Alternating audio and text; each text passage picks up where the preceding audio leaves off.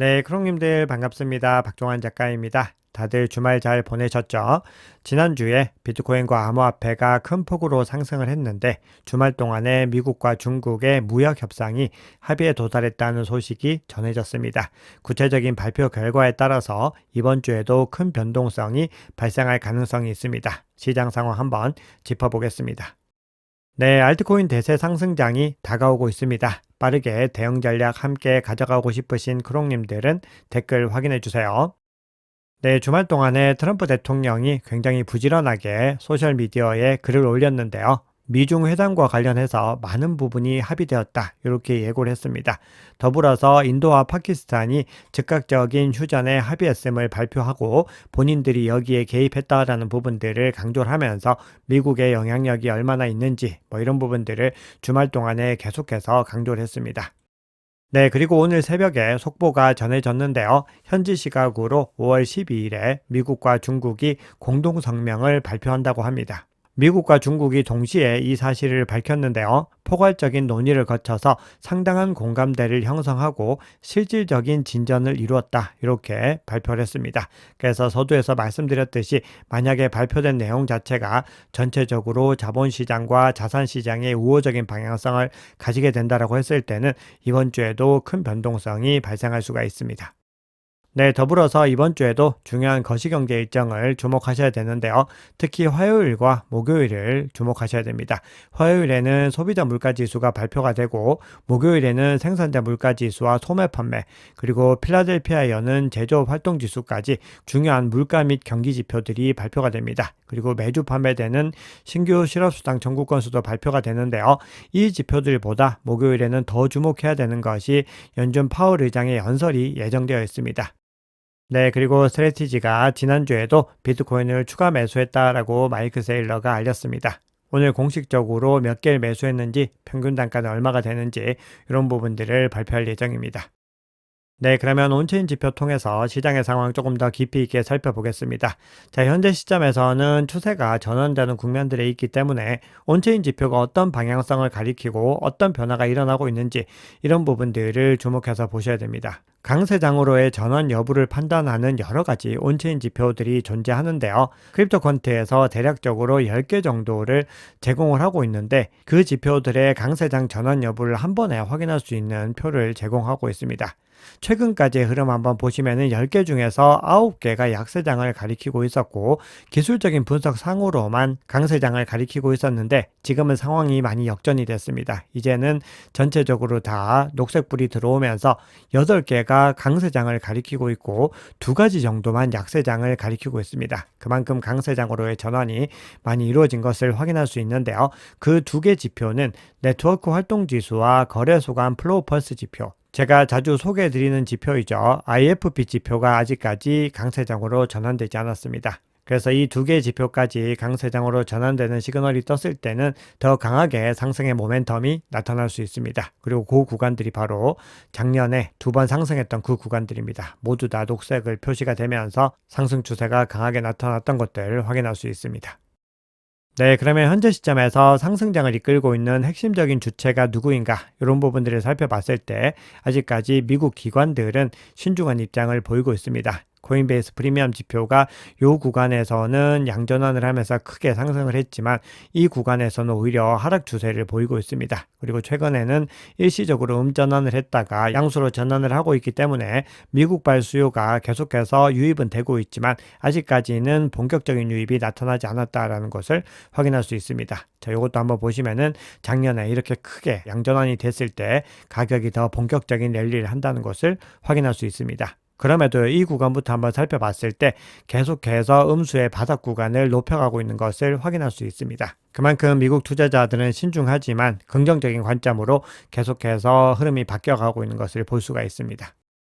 현재 비트코인 가격 상승을 견인하는 가장 핵심적인 주체들은 바이낸스에서 활동하는 고래들인데요. 중앙화 거래소 간의 경쟁이 굉장히 치열해지고 있지만 그럼에도 바이낸스의 글로벌 현물 거래량은 40에서 50%를 차지하고 있습니다. 그만큼 압도적인 우위를 가져가고 있는 거래소라는 의미입니다. 바이낸스는 역사적으로 소매 투자자들에게 선호되는 플랫폼이었지만 현재 시점에서는 고래들과 그리고 스마트머니의 유입도 가파르게 나타나고 있습니다. 바이낸스의 핵심적인 투자자들은 비트코인 보유액의 미실현 이익이 급등한 움직임을 보이고 있지만 그럼에도 자산을 계속해서 보유하고 있는 것으로 파악이 되고 있습니다. 이런 행보가 나오는 것은 시장 변동성 속에서도 장기적인 투자를 이어가려는 이 바이낸스 고래들의 의지를 확인할 수가 있습니다. 현 시점에서 비트코인 가격이 추가적인 상승을 할 수 있는지 아니면 조정을 받을지 그 여부들을 판단하는 기준은 현재 시장이 고평가되었는지 저평가되었는지를 판단하는 것이 굉장히 중요합니다. 만약에 현재 시점에서 단기적으로 비트코인 가격이 많이 상승을 했기 때문에 고평가되었다라고 한다면은 매도 시점을 고민을 해야 되는 겁니다. 네, 그런데 현재 시장을 한번 살펴봤을 때 과열된 국면들은 나타나지 않고 있습니다. 단기적인 과열 여부를 판단할 때 두 가지 지표를 기본적으로 살펴보는데요. 첫 번째는 소매 투자자들의 유입이고 두 번째는 펀딩 레이트의 과열 여부입니다. 소매 투자자들의 유입 여부를 한번 살펴봤을 때 아직까지도 개인 투자자들은 시장에 본격적으로 유입이 되지 않았습니다. 보시면은 작년에 두 번 고점을 형성했던 구간에서는 이렇게 녹색으로 표시된 개인 투자자들이 크게 늘어난 것을 확인할 수 있습니다. 결국은 아직까지는 개인 투자자들이 시장에 큰 관심을 가지지 않았고 비트코인이 정고점을 돌파해야지 그제서야 뒤늦게 시장에 유입될 것이다 라는 부분들을 확인할 수 있습니다. 그만큼 아직까지 시장은 과열 국면이 아니다라는 것이고요. 오늘 장표에서는 공유드리지 않았는데 펀딩 레이트를 살펴봐도 과열이 아직까지 이루어지지 않은 것을 볼 수 있습니다. 같은 구간이죠. 이 구간을 봤을 때 대략적으로 0.1 정도를 넘나들면서 가격이 급등을 했는데 현재는 0.01 정도에 머물고 있기 때문에 투자자들이 과도한 레버리지 없이 신중하게 접근하고 있다는 것을 확인할 수 있습니다. 즉 가격이 이렇게 상승을 했는데도 펀딩 레이트가 낮게 유지가 된다는 것은 건강한 상승을 하고 있다라는 긍정적인 신호로 해석할 수 있습니다.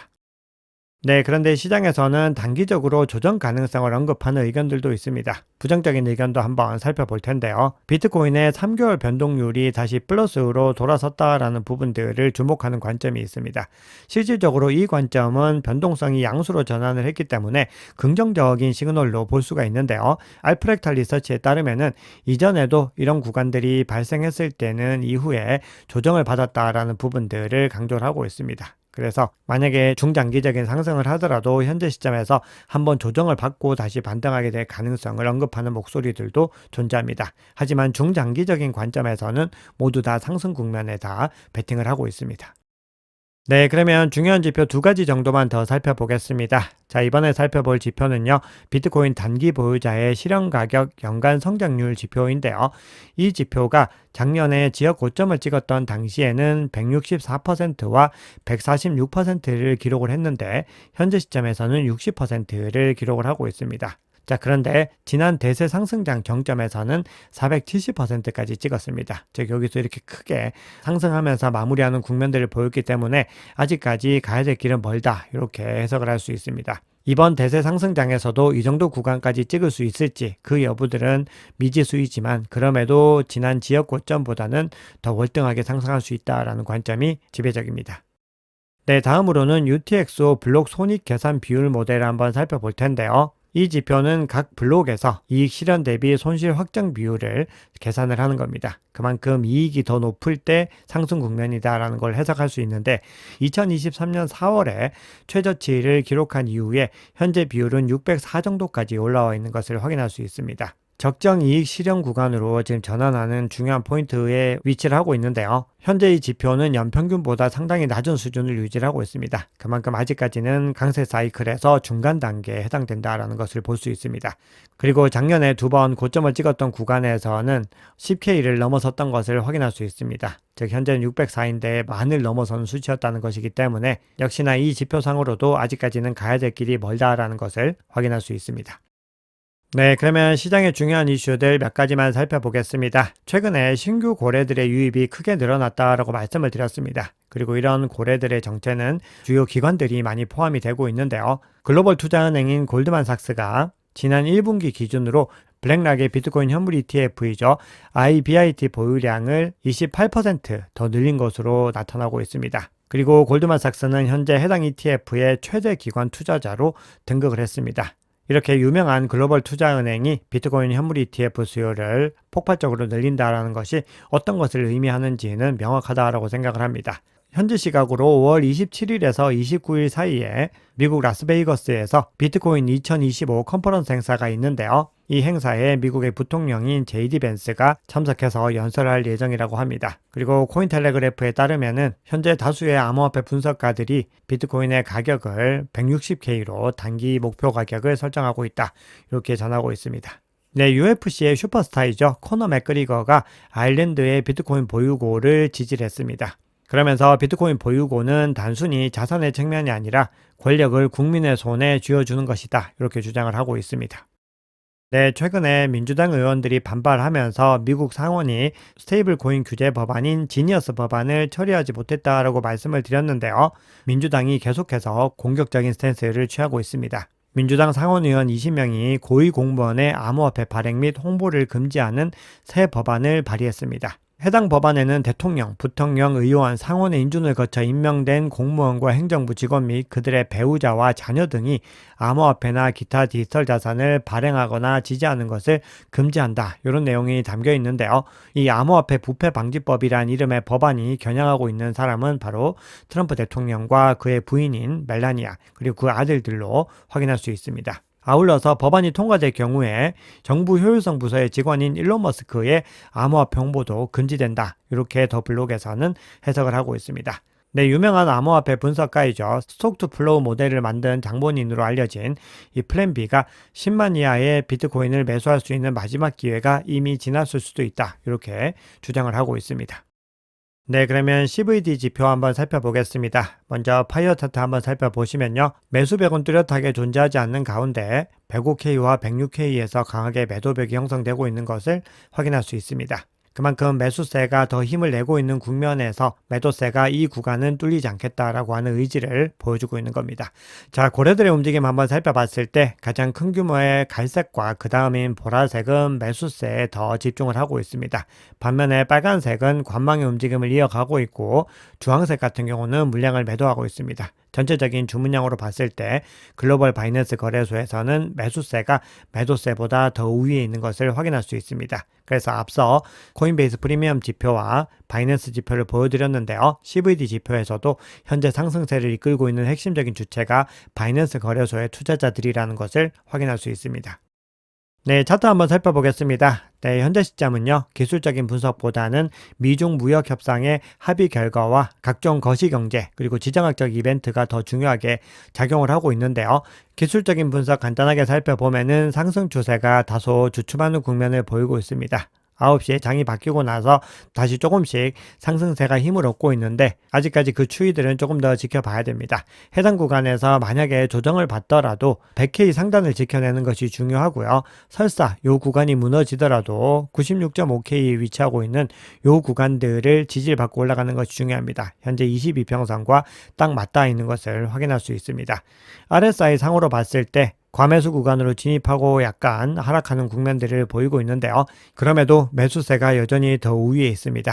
MACD 상으로 봤을 때도 이 구간에서 데드크로스가 발생하지 않고 반등에 성공하는 움직임들을 보이고 있는데요. 오늘 미중 무역 협상의 결과가 어떻게 될 것인지에 따라서 더 추가적으로 크게 반등할 가능성도 열려있고 시장의 기대만큼 미치지 못한다라고 하면은 일시적으로 조정을 받을 수 있지만 그럼에도 중장기적인 관점에서 상승의 추세는 여전히 굳건하게 유지가 되고 있다라고 개인적으로 보고 있습니다. 만약에 이 구간에서 다시 상승의 움직임을 이어가서 109.5K에 있는 전고점을 상방 돌파했을 때는 130K까지도 가능하다. 이런 분석이 나오고 있습니다. 단기적인 목표 가격입니다. 그런데 제가 이전 시황들에서 보여드렸던 파이사이클 탑 지표나 이런 것들을 살펴봤을 때는 목표 가격이 대략적으로 160K를 경계로 해서 형성되어 있는 것을 확인할 수 있습니다.